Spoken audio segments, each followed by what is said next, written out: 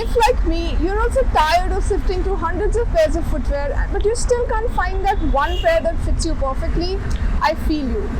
Today at ThePrint, I bring you to this store in Lajpat Nagar, Modello Domani, which has the solution for your problems.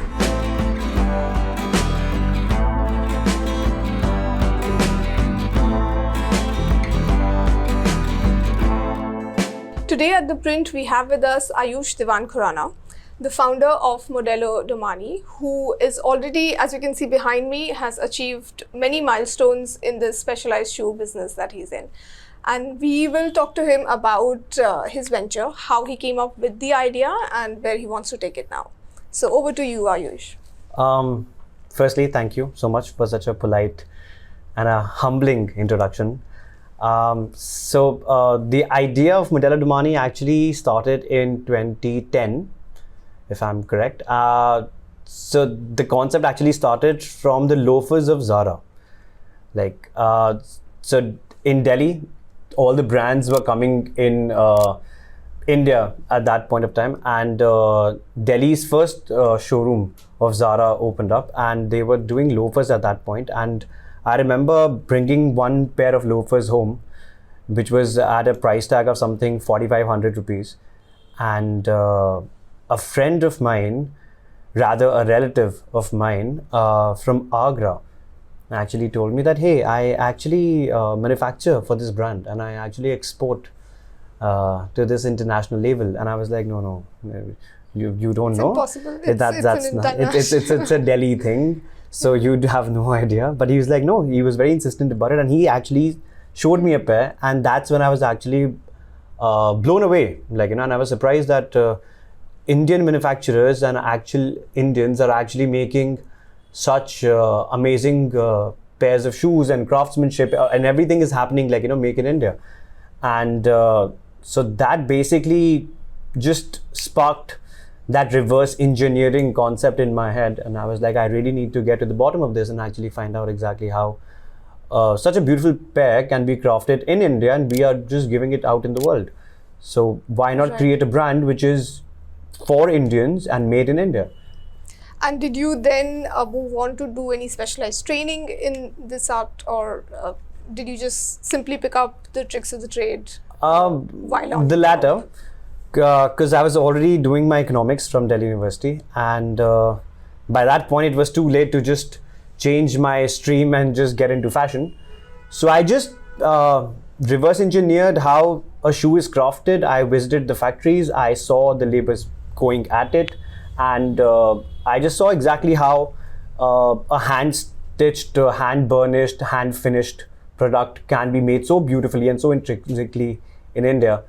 And that's how the idea was born, and that's how I got my first shoe, I guess. And tell me about the name. Where did you get the idea for the name, and did you change it anytime while you were in the business? Funny story about the name is I was actually very bored, actually me and my brother, and we were just spitballing with a few ideas, and we were just translating a few words from English to different languages. And we chose Italian as one of the preferred languages, because whenever in the world, what I have always heard is that, Italian crafted shoes. So I was like, okay, fine. If we're going with a shoe brand, we might as well sound Italian. And so Modello Domani is an Italian word which basically translates into fashion or style of tomorrow. Okay. So yeah, that's how the name was born, and it had a nice ring to it, had a nice short form as well, MD. Like the managing director. So I was like, okay, fine, we're gonna stick with Modello Domani. Right. And how were the initial years for you? Any startup goes through a rough patch. There are, teething issues that you have to deal with. So what kind of issues did you have to deal with? Too many to actually, I think this interview would be 10 times longer if I start telling you exactly how many issues we had and hurdles we had. Maybe just tell us the top two. Oh, the top two. So my boys would probably know this. There was a huge order from one of a mega giant brand. I would not name them. And so they had a very bulk order of, I think, approximately 2,800 pairs. And all of them had one small snug that instead of UK sizes, it was European sizes. Now that is something that I did not know when I was entering the shoe industry, that you have to be very specific about whether it's a European size or whether it's a USA size or whether it's a UK size, since all are different. So they specifically wanted one set of sizes, and since we follow in the Indian market, we follow the UK sizing, and it was written as 7, 8, 9, 10 as what we locally buy the shoes. But they wanted 41, 42, 43, 44. And it was, all the products were made 2,800 pairs, and we had to literally manually just peel off every and re-sticker and relabel and re-tag each and every pair by hand. And me and my boys, we were there at the store.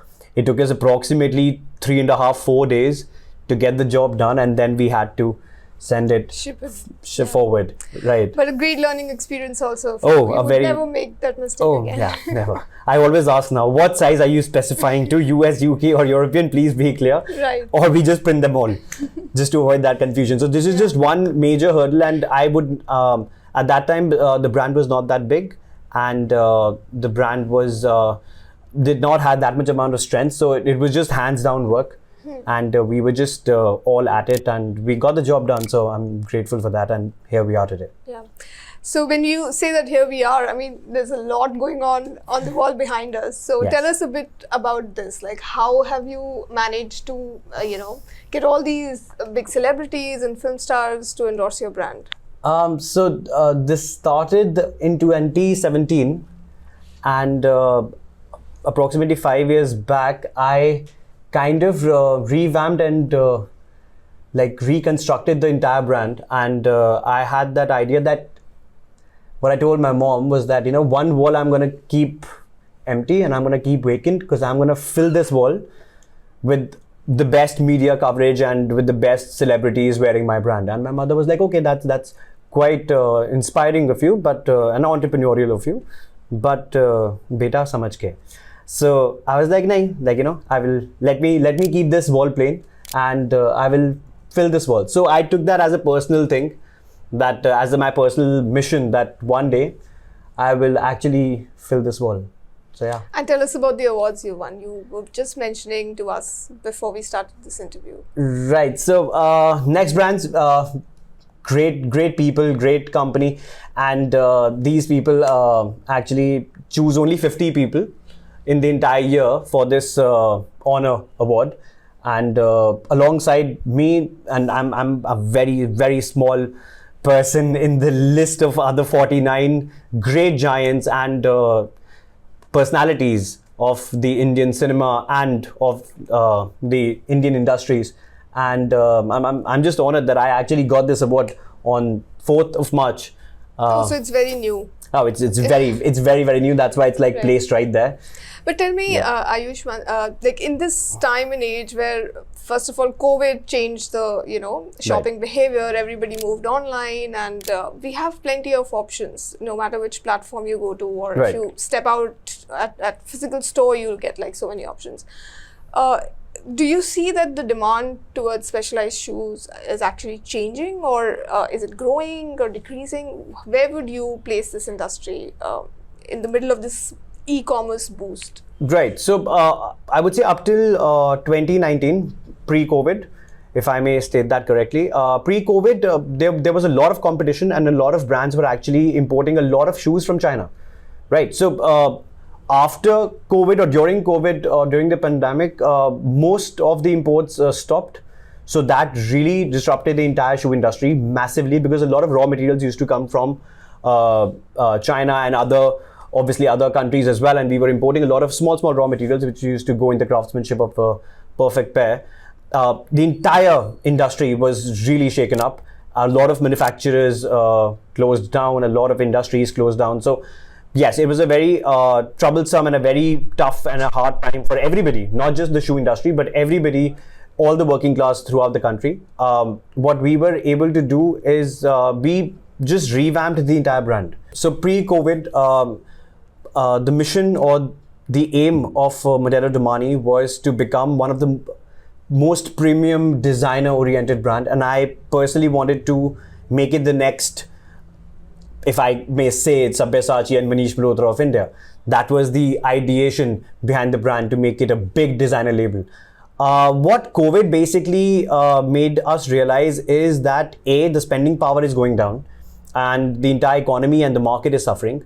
So we just quickly just revamped and reinvented the entire brand and made it a very affordable luxury. So instead of our prices going up, our prices actually started falling down.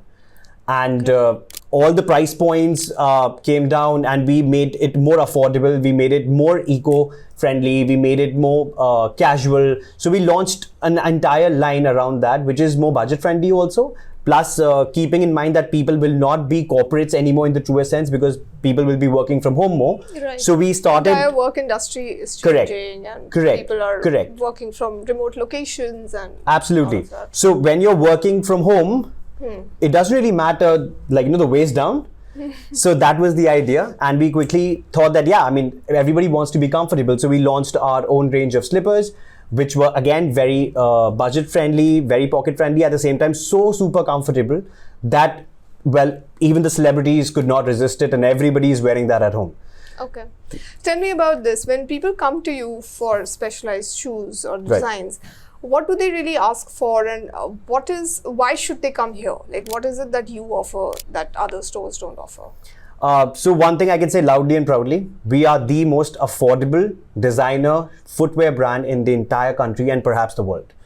If we are able to make our home our best place for the brand positioning, of course, agar aapne India jeet liya, to dunya jeet li. It's as simple as that. And that is one of the main USPs that we have. Secondly is our picture to product customization. So all you have to do is just give us your fabric. Maybe it's a piece of the sherwani, or if it's a certain artwork, or even a drawing for that matter, and you want that to be converted into a pair of shoe, but you do not know how to do that, just come to us, we'll take care of the rest. Right. And what kind of materials do you use? Like, if, say, I come to your store and I want a pair of shoes for my everyday office attire, what options would I have?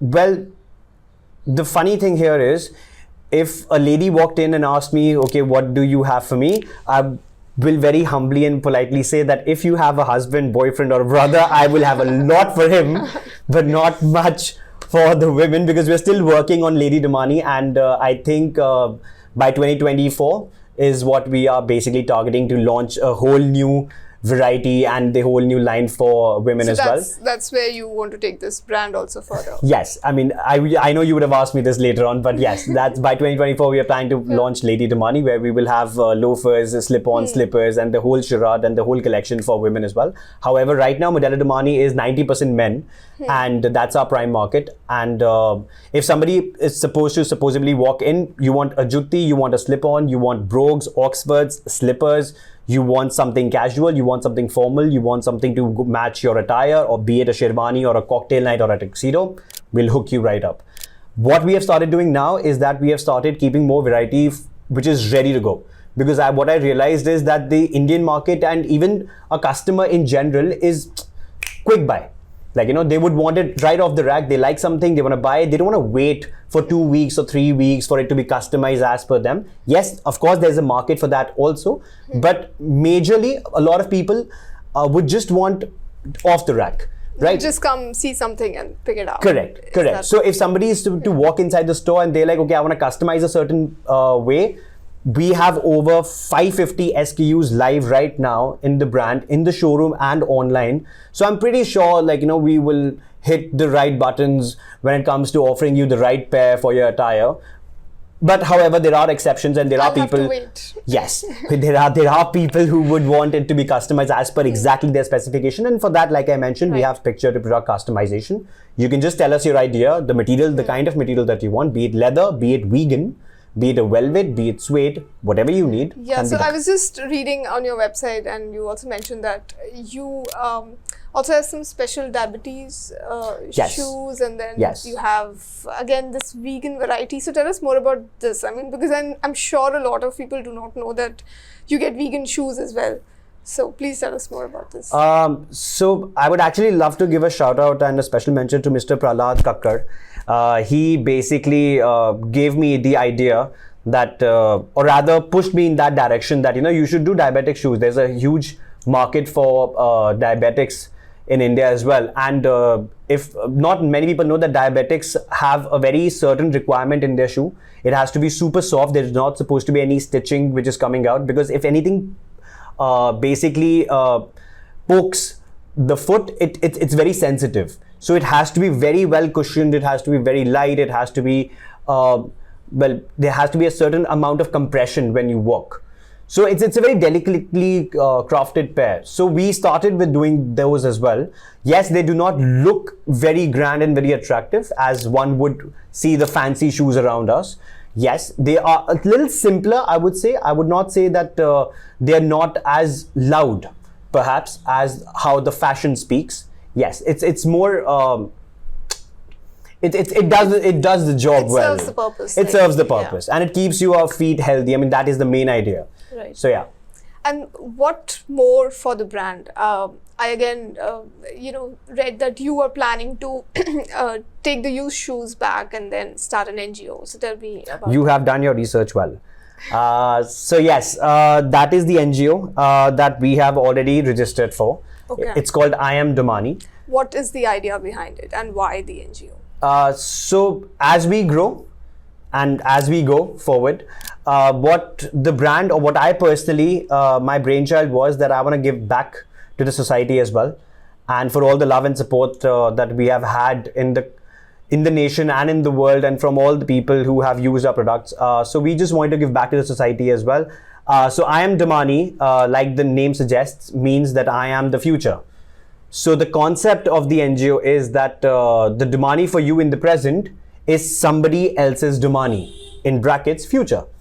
So whatever pair you're using right now, the Domani in the sense of the product is somebody else's Domani in the sense of the future, because they will be handing over to somebody else, and we will be donating it to the underprivileged and people in use.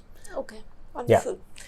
Thank you so much, Ayush, for talking to us. And I guess here we are going to stop because we're running, over time with this interview. But if you have any needs, you can definitely, now where to go and who to call.